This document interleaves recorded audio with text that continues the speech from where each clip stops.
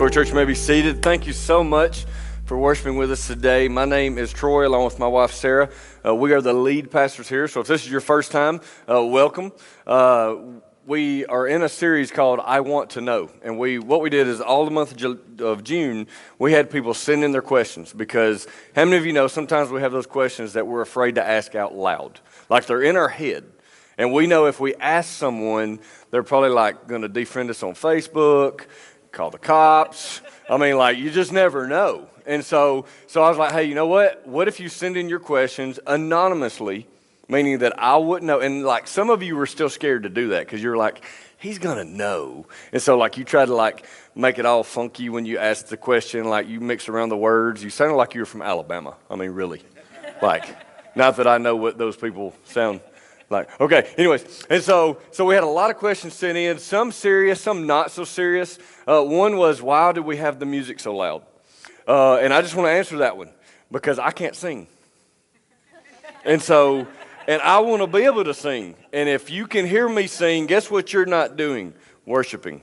Because you're going to be distracted, because it is that bad.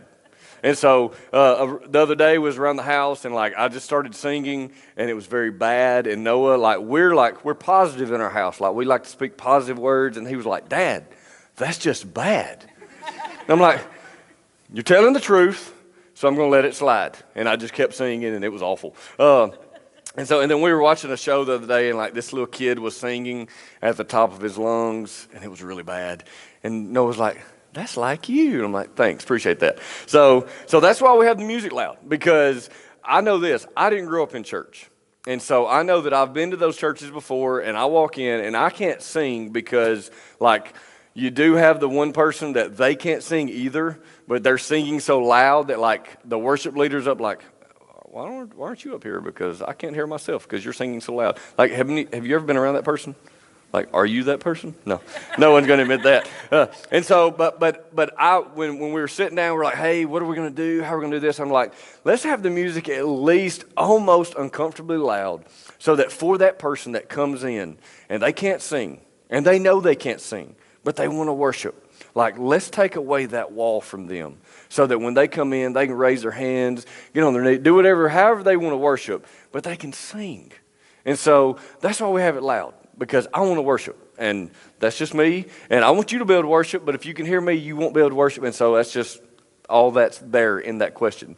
So, but then we had some serious questions, and we're going to kind of dive into some of those today. And I encourage you, if you've missed any of the past few weeks, go online, storychurch.me. You can listen to all of those that are on there, and even watch them too. But do me a favor, if you have your phone with you or your tablet, you can pull that out. And if you have YouVersion, which is a free app, you can go there and actually follow along with the message notes today. They're on there because I know this, like, I'm not savvy, but I use technology. And so with the tech team, like, if they start talking about something that I don't understand, we just have this thing, high five, because you've gone above my head. I don't understand what you're saying. Just roll with it. But you can go on the YouVersion and actually search under live events, storychurch.me, and actually follow along. I encourage you to do that if you have that. So here are the three questions that were kind of sent in that we're going to kind of group together for this week. In a society of you must see to believe, what would you say to someone who has a hard time believing? And maybe you've asked that question. Maybe you've had someone, maybe a coworker, a family member, a friend that's asked that question. Another question, how come God takes you to the brink of breaking when you know and believe he can do anything? And then the last question, why do so many bad things happen to so many good people?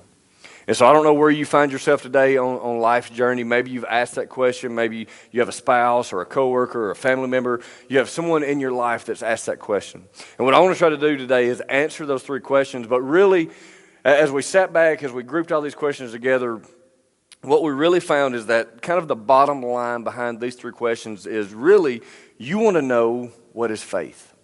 Because so many times in church we talk about, well, you got to have faith and just believe and just go for it. And that sounds all theologically awesome. But what's some practical stuff? Because if you know me, like, I'm practical. Like, you can paint me a big, awesome picture. That's great, but I need to know what I can do next. And so today I'm going to try to lay that out for you. Everyone say experience. See, it's because of experiences that we have that keeps us from believing. It keeps us from having faith. It keeps us from living kind of that dangerous life where we step out. And so what I want to do today is kind of undo some of those experiences maybe that we've had. You know, because of me having an experience in church where I could hear myself sing and could hear other people sing, like because of that experience, we addressed that. And so we made it good. And so, hey, we have earplugs, so if it's that loud, we got you back. We thought of everything. So what I want to do today is just kind of talk about, hey, what does it look like for us to have faith? And really, if we have that friend, if we have that family member, like, how do we talk with them? And really, we've got to back all the way up to experience. Because if you've got little kids running around or you know someone who's got little kids running around, like, they're not afraid of anything. Like, Noah and I went camping a few weekends ago, and like he was jumping off of 30-foot cliffs like it was nobody's business. And it's because like he's 8, and so he's never broken anything. He's never did a belly flop from 30 feet up. And so I was scared because that's happened before. And I know like I'm a man, and so you got to stand a certain way when you hit the water, and like I'm aware of all these things, and like you'll get that later when you're brushing your teeth. Unless you've ever done it and you know what I'm talking about. And so like when I'm jumping off the cliff, I'm like, so we're holding hands and like we jump and I forget to let go. So I've got this wing here that's about to smack water. And it does. And it hurts like the dickens. So I'm sitting here swimming with one arm because the right arm is numb. And so that's an experience. So next time we jump, I'm like, dude, you're on your own. Like, whee! And so it's all for me. Like, he's got on a life jacket, he'll float, we're good. And so because of those experiences, like, I learned something. Because of experiences, you've learned something. Albert Einstein said this. He said, the only source of knowledge is experience. And so many of us, that's the way we've learned lessons. You know, you don't touch a hot stove anymore, hopefully. Like, we're all adults in here. Like, I don't think you do that. Why? Probably because when you were little, you touched it. And, like, you found out, like, if you had the old-timey stoves, like, I don't know if they make those anymore, but, like, where it turns red, like, that means hot. Like, I learned that. See? Knowledge, experience, like, it just comes, like, when you're 5 and it's like, that's red, let me touch it. No, let's not touch that. That hurts. Like, things start going to your brain and, like, it burns. And so those things teach us things. You know, if you've ever ridden a bicycle and you fell and you busted your head or busted your knee, like, you learned some experience from that. And so you're like, you know what? Next time I'm going to be a little bit safer. And the problem with that is as that we grow older, we think we know more because we have bad experiences. Some of us were here today at Story Church because we had a bad experience at another church. And we're giving it a try. Somebody's invited us. We're taking a risk. But we've got our wall up. Because we know we've been to that place. We've encountered that person. Maybe that person that was at the door and they gave you a bad taste in your mouth. And like, because of that, like, that's still there. The cool thing about experiences, though, is that sometimes we have experiences and we're able to actually minister to other people. Maybe you've lost a parent, or you've lost a child, or you've lost a job, or you've gone through divorce, or whatever it is, you name that experience, and you actually have the ability to minister to somebody else, to love on somebody else because of that experience. Thomas Jefferson said this.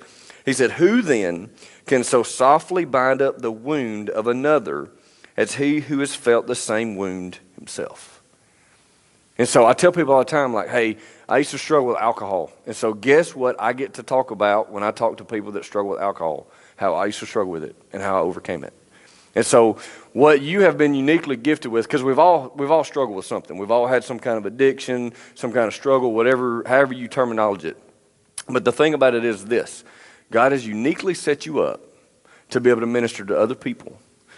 But we've got to take that experience and actually create it into something good. Because how many of you know, like, we can have those experiences and it can shoot us down. It can make us feel bad. It can suck the life out of us. And all of those things go down, and then we're just kind of stuck. And we kind of wallow around in our self-pity. But God, like, we go through those things so that we can help people. Write this down if you're taking notes. If you're on YouVersion, it's already there. But I came up with this. Don't allow experience to impact your faith, but rather make your faith shape your experiences. And so I can tell you, like, because of our faith, the things that we've gone through, the things that have happened to us, because, hey, sometimes life just throws some crap at you and you got to go through it. Like there's no way around it. And so because of our faith, we've been able to make it through that. Did it hurt? Yes. Did it suck the life out of us? Yes. Like all of the stuff was there, but we had this hope thing. We had this faith thing. Hebrews 11:1 says this. It says, faith assures us of things we expect and convinces us of the existence of things we cannot see. So the question in a society of you must see to believe, what would you say to someone who has a hard time believing? Welcome to the club. Because there's all kind of things that are trying to take our belief away. There's all kind of things that are trying to take those things away. And, and here's the deal. I get it. Like, do I really want to talk to a God that I can't see, touch? I think I'm talking to him. Like, I don't know if I hear from him. All these voices are going on in my head. And like, God sounds like me. The enemy sounds like me. My wife sounds like me. Like, what's going on? Like, I get it. Like, it's all there.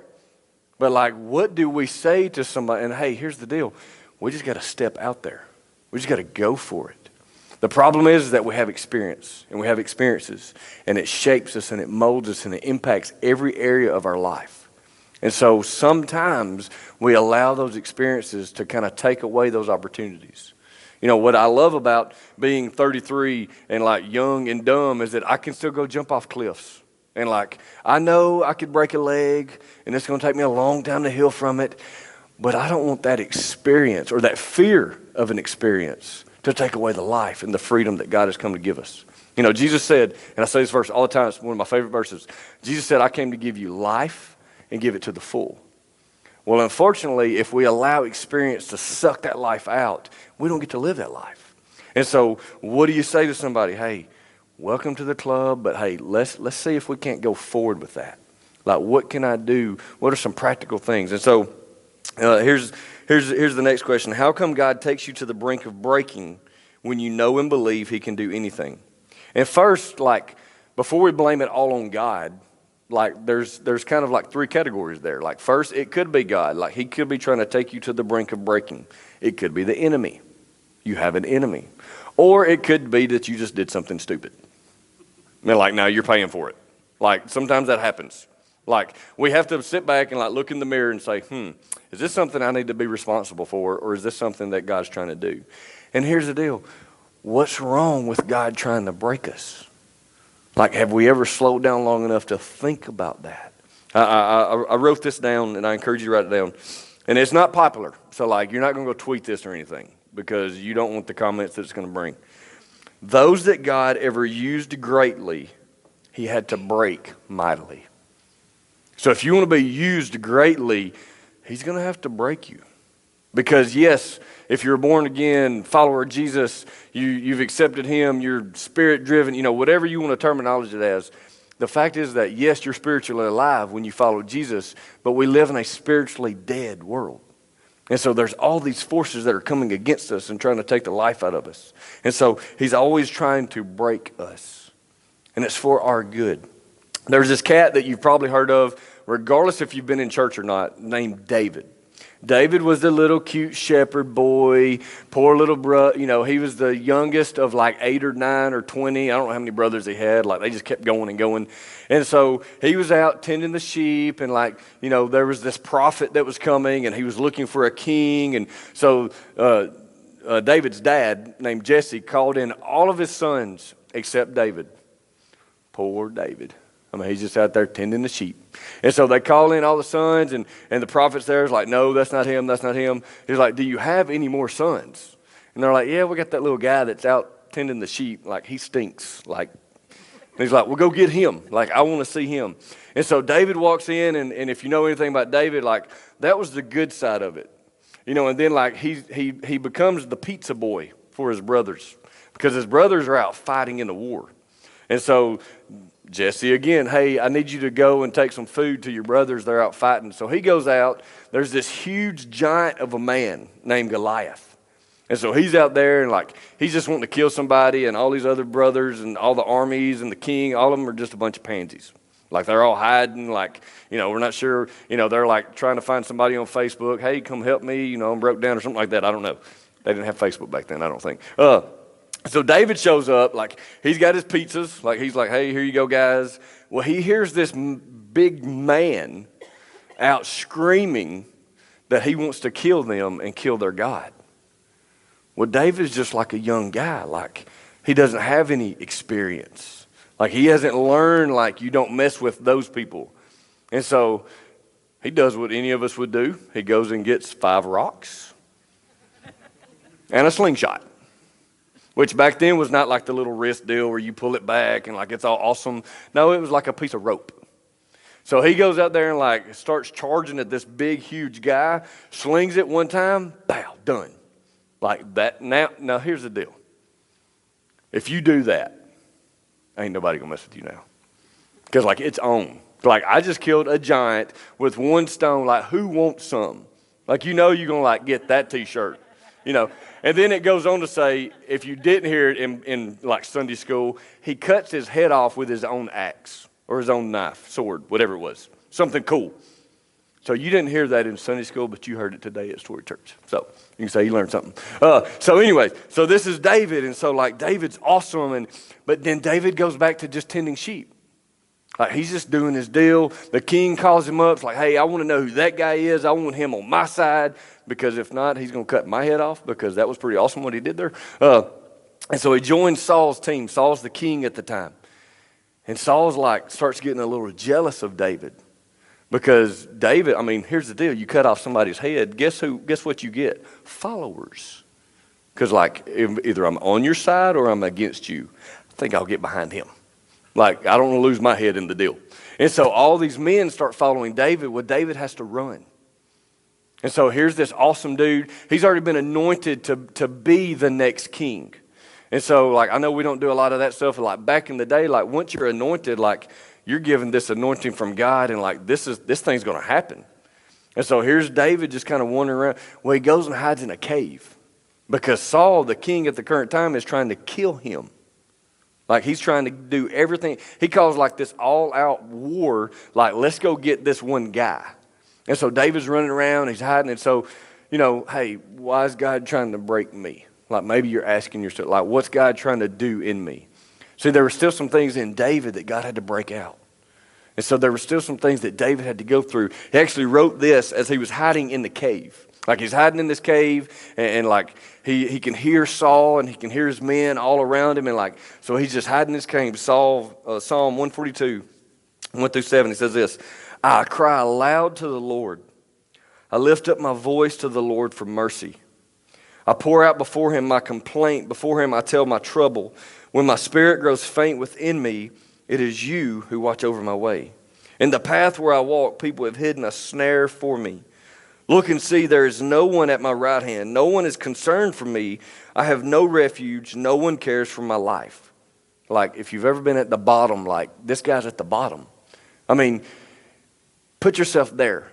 Like you've been told by like this person that hears from God, hey, one day this is what you're going to do for God.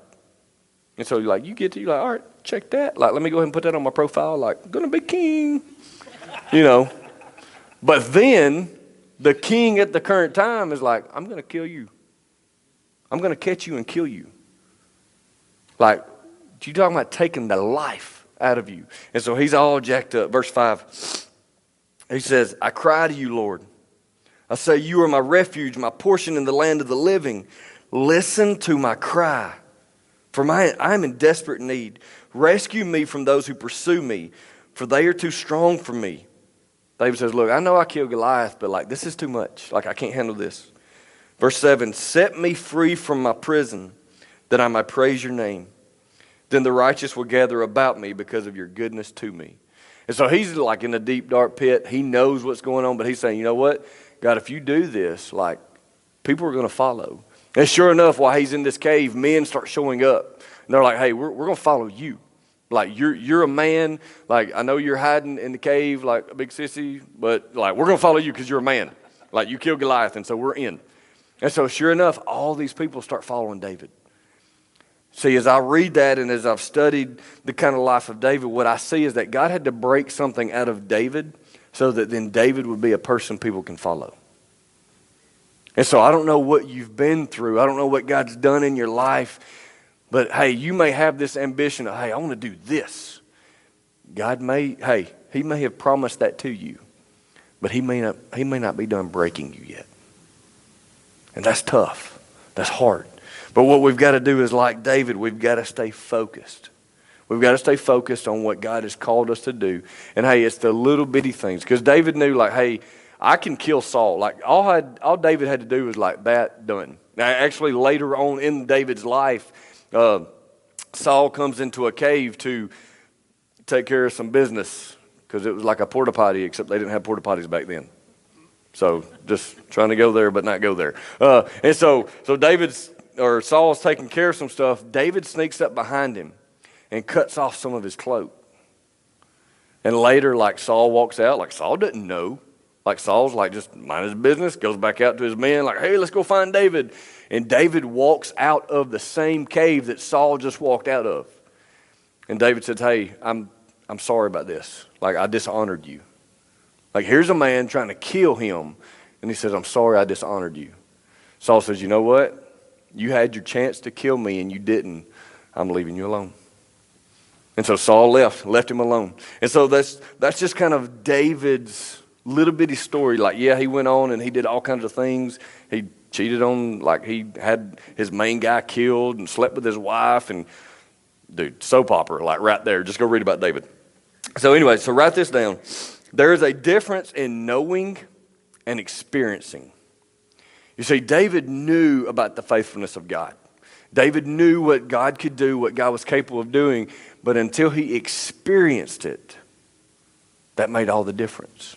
And so we sit around, some of us have grown up in church, some of us have not, and so I know God can do this, and I know God can do that. We really don't know it until we experience it. But sometimes we have to go through some bad experiences, what we consider to be bad, to get there to the good stuff. Which brings us to our next question. Why do bad things happen to good people? Well, the only flaw in that is there are no good people. Like, we're all jacked up. We all got issues. And there's verses that say that. And so that's not just me. But before I go on that, Isadora Duncan said this: what one has not experienced, one will never understand in print. And so as we think about, okay, I think I'm good. I remember when I started going to church about 13 years ago, somebody invited me in there. And so I went down front because they did that there, and they're going to take me to the back. And they've had their 3 questions. Do you want to accept Christ?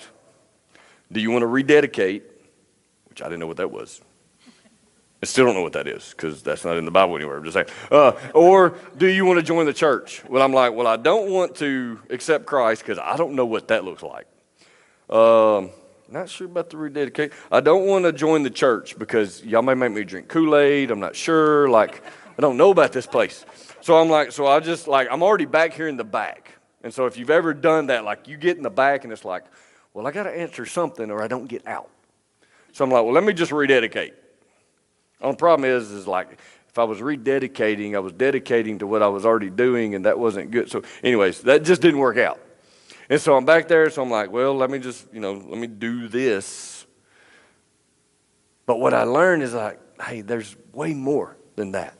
There's way more that goes down with that situation. And so as I've embraced Jesus, as I began to follow him, now I understand it. Because I had read some things and kind of, did some things, but now, like, I may read it in print, but now I understand. And so why do bad things happen to good people? We've already said, well, hey, there are no good people. And there's a few verses, if you want to write these down, they'll be on the screen. Ecclesiastes 7:20 says, not a single person on earth is always good and never sins. Now, that almost sounds like something somebody from Alabama would say, because to me it sounds grammatically incorrect. But Microsoft Word didn't catch it, so we're good. Romans 3:23 says, all have sinned and fall short of the glory of God. Everyone say all. Now, y'all know me, I'm not much of a theologian, but I looked up all in Greek. If you've been to church, like, you get that. Like, do you know what all means in Greek? All. So I'm like, dude, I got this. Like, give me my diploma. All right. So we've all sinned. We've all messed up. 1 John 1:8, if we claim to be without sin, we deceive ourselves, and the truth is not in us. So we've all messed up. Like, and here's the deal. Like, if you've been in church, like people like me, places like this, we can get bad about, well, if you drink, smoke, go with girls that do, like that's bad. But we leave out sometimes like, hey, you can be stuck on pride. You can be stuck on, hey, I've got this all together. Like I got my Bible reading down, I got my praying. Like we can get stuck on checklist and think that we're good. And so what we have to figure out is, hey, you know what? Without God, I'm jacked up. Like I got nothing. And so we've got to get to that place. And so this is what I wrote down. Faith is having the audacity to overcome your past experiences and believing something that you have no control over. Because really at the end of the day, that's what it comes down to. Like, how do I have faith? What does faith look like? Like, how can I be like good but have all this bad stuff happen to me? I mean, really the question is, why do so many good things happen to so many bad people? Because we're all separated from God. But yet he sent his son to die for us so that then we could come back and live with him. And so instead of like, well, I'm living pretty good and I got it going on. Like, why's all this crap keep happening? Like, no, it could be that God's trying to prepare you for something greater. But we have to slow down and like kind of take a back seat and check that out. And so there's one word that really, like, at the end of the day, like, how do I have faith? What do I need to do? And it's this word that we call trust. Now, that word's a hard word because of some of our experiences, we lack trust. And so why do good things happen or why do bad things happen to good people? I don't know, but you need to trust. You need to trust that God's doing something. How do we help people in such an unbelieving world? Like, how do you, where you have to see to believe, like, how do I help them? You got to trust.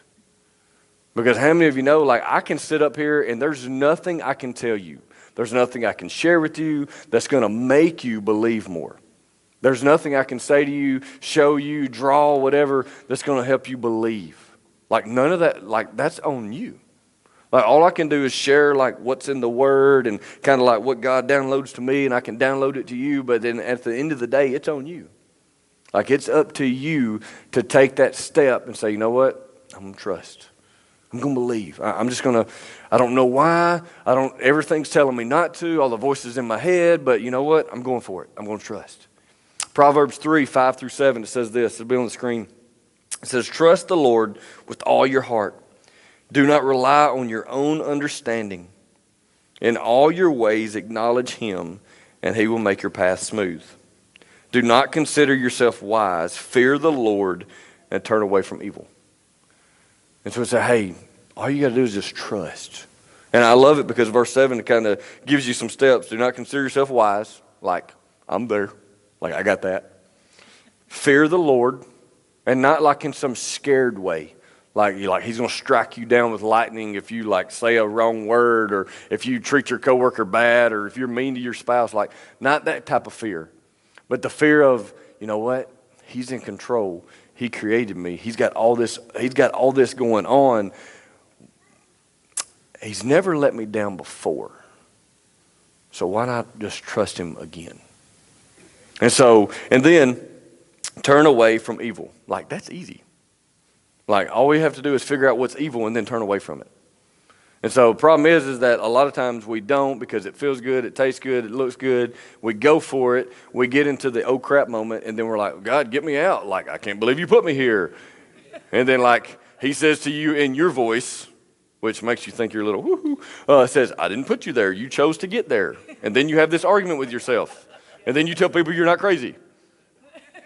Like, or am I the only one? Like, that's what happens. I'm like, God, I don't know. The thing about it is, let me just help you out. This is free. Don't do it out loud where people can hear you. Like, just sit there, like, if you have to, like, do that. Like, it'll help you out, take you far. That's it. So, how do we trust? Like, how do we gain this trust for people? How do we gain this trust in this God that we can't see, we can't touch, we don't know if we're hearing from, we don't know if he's hearing us when we talk? Like, how do we gain that trust? Like, how do we do that? And really, this comes from a place that if you know Scripture, if you've been around the church a lot, you wouldn't pull this from this Scripture, but this is where I just say this is a God thing. Like, I don't know, I didn't figure it out. This is what God downloaded to me. So Matthew 22, 37 through 39. If you've been around church a lot, like, this is like the Great Commission and Great Commandment and go out and do all this awesome stuff. To me, this just kind of opened up trust. This opened up, like, how in such an unbelieving world and such all these things that are going on, how do we trust? How do we have faith? How do we believe? And really it was this: you shall love the Lord your God with all your heart, with all your soul, with all your mind. This is the great and first commandment. And a second is like it. You shall love your neighbor as you love yourself. So here's how faith, here's how that trust, here's kind of all that breaks down. Like, why do bad things happen to good people? I don't know. I'm going to trust that God's doing something in me so that I can minister to somebody else. In such an unbelieving world, how do you convince somebody to actually take a risk and believe? I don't know. I'm going to trust that if I live it out, that God's going to take care of it. And so this is kind of these are kind of the three things that I get from those three verses right there. Number one, and Jesus told us to do this. And so if you haven't taken notes yet, if you've been making a grocery list, you want to write these things down. Number one, love God. Like, Jesus was that simple with it. Hey, just love God. Like, because what had happened is all these Pharisees were around, which are like big religious leaders, and they had kind of had this bad experience with Jesus. And they're like, look, this cat's crazy. Like, he's doing all this stuff. He's hanging out with people that we wouldn't hang out with. And like, but yet all this cool stuff's happening. So like, what's going on? And so they ask him, they're like, well, hey, we'll trip him up. What's the greatest commandment? And if you know anything about Jesus, like, he never answers your question before, like, he goes into some other off-way place of answering another question and then asking a question at the end of it. Did y'all get that? Because I'm not sure I did. All right. So number one, he says, hey, love God. Like, love God with all you've got. If you can do that, if you can start there, if you can trust God enough to just start loving him, something cool will happen. Number two, and this is like, if you've been in church, this is about to send up all kind of radars. So I'm going ahead and letting you know that. So let's put the radars down. Love yourself. So we don't talk about that a lot in church. We don't talk about, like, loving yourself, because why? Because it's, we got to love God and we got to serve. The fact is that Jesus said, no, you got to love yourself. Why? Because point three, you got to be able to love others. So the problem that we have with trust and with faith and with belief is that we have such a hard time with other people because of us. Because we have a hard time loving us. Because we look in the mirror every day, and not everybody looks good like this. Like, like, not everybody can only get ready in 5 minutes. Like, wiggle, done. Like, that's it. Like, it doesn't take any time. See, not everybody can do that, and so you sit there and you look in the mirror and it's like, God, why did you make me like this? And why do I have this imperfection? And what it is you trace it all the way back, and you had a bad experience with somebody. Maybe somebody at church told you that, hey, you can't wear that here. You can't come here looking like that. Or maybe you had a parent. They're like, well, you're fat, or you're ugly, or I can't believe you dress like that, or I can't believe you look like that. Maybe you had a girlfriend or a boyfriend, like, you didn't know love until, like, you had that first boyfriend and girlfriend. And that's when you were 6. And they told you, they were like, I love you, but your breath stinks. And, like, you've been insecure about it ever since. Like, we laugh, but sometimes that's real. And so we've got to find a place to trust God enough that we can love ourselves. Because until we can love ourselves, we can't love others. We can try to fabricate it, we can kind of make this thing happen, we can try to manufacture a miracle, but until we can love ourselves the way God has made us, we can't love others. Now, how do we love ourselves the way that God has made us? First, we've got to love God. And so it's a whole trust deal. And so why do bad things happen to good people? I don't know, but I'm going to continue to love God. I'm going to love myself so that I can love others.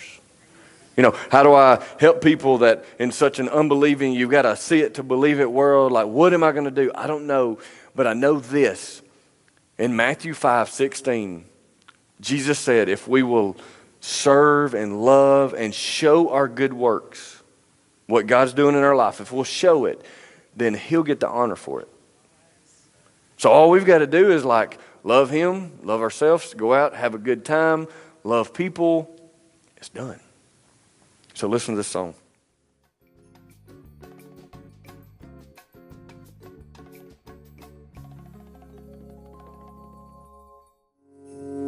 If you will, bow your heads. They're just going to continue to play. As you listen to the words of that song, I'm a firm believer that every time we come into the presence of God, He wants us to take a next step. Now, we're all here and we're all at a different place on this journey. And for those that are, maybe they're going to watch on YouTube or they're going to listen on iTunes later, regardless, you haven't been here by mistake. You haven't heard any of this on accident. God wants you to take a next step. Now, I don't know where you are on life's journey. I don't know where you are on your spiritual journey, and so that's between you and God. But I know this. God's calling you higher. He's calling you deeper. Now, you have to kind of come to grips with Him and figure out what's holding you back. Because even for myself, even as I've prepared for this conversation, God has shown me things that I need to go deeper in. I need to go higher in. And so we're all there on the same field. And so maybe you're here and maybe you don't know Christ. Maybe you're here and you love people and you're just kind of doing your deal. But like me, you went to church for 2 years and you never embraced Jesus. You knew all the right answers. You had the knowledge, but you had never had that experience. That experience of knowing that Jesus just changed your life forever. And so maybe that's you. Maybe you're here and you follow Jesus and you've embraced Him and you've experienced that. But maybe you're still holding on to something else. Because let's face it, we all hold on to something. So my question to you is that what is God trying to break out of you? Maybe He's trying to break you out of debt. He's trying to break you with your finances, and so He's trying to get to where you can get those things in order. Maybe He's trying to break you in some relationship area, and you keep hitting a wall, and like you get around these people, and they're all hard-headed, and like they all want their own way, and like you just keep bumping heads. Have you ever slowed down long enough to think that maybe He's trying to speak something into your life? He's trying to work something in you. Maybe you're here and like you haven't started serving yet because maybe you served somewhere and you kind of got taken advantage of, and because of that bad experience, you're kind of done. Maybe God's trying to break you out of that. Maybe you're afraid to get plugged into a group because you know that if you tell somebody else the things that go on inside of you, they may never want to be your friend again. God may be trying to break you out of that. So I don't know where you are. Those are just a few things that I just thought of. Maybe you have your own deal and I didn't talk about it. I know this, God can speak individually to each one of us. And so I'm not going to ask us to do anything. I'm going to pray and then we'll be done. And Sarah's got some stuff to say to you. And when I pray and when I'm done, I'm going to ask that God would just speak something powerful to you, regardless of where you are. And let me challenge you. Maybe you're here, maybe you don't do the whole God thing and Jesus thing, and you don't know if God speaks or not. You're going to hear a couple of voices.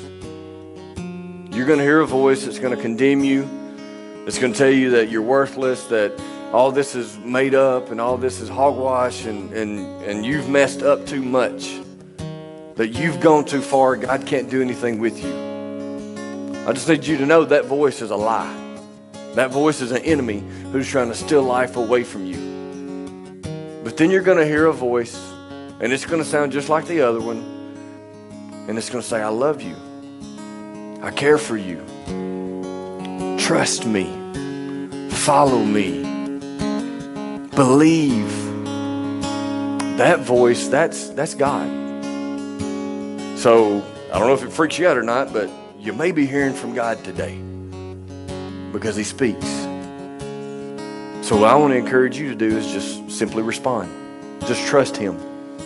If you need to embrace him today as your forgiver and leader, I encourage you to do that. There's not a special prayer you have to say. There's not a spiritual, ritualistic thing you have to do. You just cry out to God however you see fit.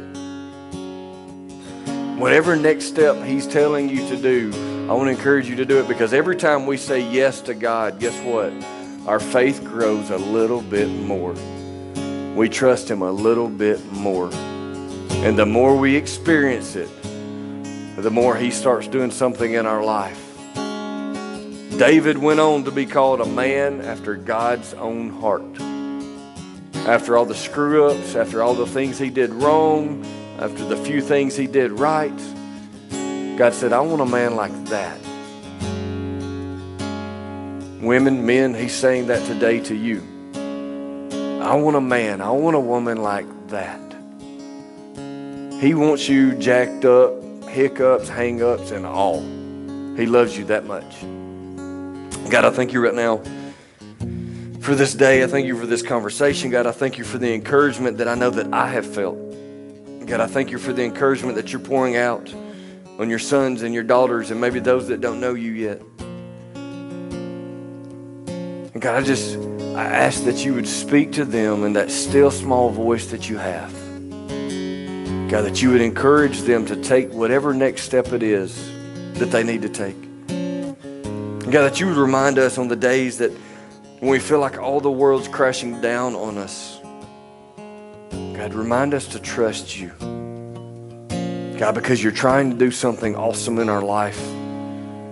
And until you get out some of that old junk, you can't do anything new. So God, just continue to work in us so that, God, you can work through us. God, we love you. We thank you for everything that you've spoken over us today, everything that you're declaring to us. And God, I pray that as we go out this week, as we live Monday through Saturday, that we would trust, we would love you, we would love ourselves, and we would love others. God, if we got nothing else from today, God, we would get that. And God, I know that you'll change our lives because of that. We love you and praise you in Jesus' name. Amen. Amen. I love you, Story Church. Sarah has a few things for you. Have an awesome week. Guys, what an incredible word today, just on faith. One of my very favorite subjects. And Pastor Troy actually used a verse that's near and dear to my heart. It's in Proverbs 3. It just says, trust in the Lord with all your heart and don't lean on your own understanding. And so as you go out, I want to make sure that you guys do know there will be somebody at the back. If this is your home, if you call Story Church home, make sure you do your giving today. That's actually a way we get to worship God. It's not just something that we do because we do it, but it's actually something that through Scripture is a way that we give back our worship to Him. It's a way that we actually pour out our love to Him. And so it's something that you can do there at the back. There's somebody standing there. There's also, if you didn't come prepared to give today, you can give online at www.storychurch.me. We also have a thing called Easy Tithe, and I know that they've got a little bit of the links up here. So feel free if you have any questions or need anything to find myself, Pastor Troy, or anybody else that you see around to get connected with that. But like I said, if this is your home and this is what you call home, make sure you know that that's an act of worship. And if you didn't get to hear a conversation from a couple weeks back when we talked about health and the things that God wants, a lot of questions were submitted about how do I have peace? And that's one of the ways, is getting connected to God through giving, through serving, and through just boldly loving Him. So make sure you check those out, and you can check those out on the website. And we're just going to go into a time now where I can give you some announcements for the day. We have some really cool things coming up. In August, we are going to do a Makeup of the Dream Team celebration. So if you serve in any way here at Story Church, first of all, thank you. Thank you so much. If you don't currently serve, and that's something that you're interested in, that you want to learn more about that, please feel free to see any of us so you can figure out how you can actually be a part of this team that makes this happen week in and week out, because we have a whole lot of fun. But if you do serve, or if you end up coming along and serving before August the 3rd, we're going to do a Dream Team celebration, and that's just a time where we get to honor you guys. It's a time where we get to say thank you and just love on you for the work that you put in here each and every week. It's going to be at at the Old Hickory Lake Park, and it's actually going to take place from 3 to 8. Bring your lawn chairs, your family, and let's just have a good time. We're gonna enjoy the day. I'm hoping that it'll be nice and sunny, and we'll get to have a great time. The last thing that we have going on is it's almost time for these kids to roll back to school. And if you didn't know it, you're in a school. And so we love this school here, and we love serving our community. That's just one of our core values here, is that we are going to be known in this city because of our love for Jesus. And that looks like being the hands and feet of God. That looks like doing the things that no one else wants to do. And this school, just a little history on it, there's a lot of kids that don't have anything in this school. And I've been able to witness that with my own eyes. We have teachers that come to church here at Story Church that have shared stories with us. And I know they see the heartbreak of the kids that don't have what they need. And sometimes there's kids that have everything they need, but they just need to be reminded that somebody loves them. And so what we're going to do for the next 3 weeks, we're actually going to collect school supplies here. So as you come to church and you're out this week, when Walgreens has something on sale or Walmart's got something, wherever you go shopping, look and think about a kid that you want to help, or maybe 2 or 3 or 10. There's plenty of kids here in this school that are going to need it. And so pick up some packs of papers and some pencils and some pens. And as we get more details on what else is needed, we will definitely let you guys know. But just think, this is a middle school, so think about what you know that middle schoolers need. If you have any questions, also feel free to email info@storychurch.me. We'll give you any details that you need. But let's see how much we can rally together and love this school, because they definitely need some extra love, and these kids I know would appreciate it. And it allows us to be the hands and feet in Jesus. And so you guys have a great day. Make sure on the way out that you say bye to us. And if you need anything, don't hesitate to let us know. We love you guys. Bye.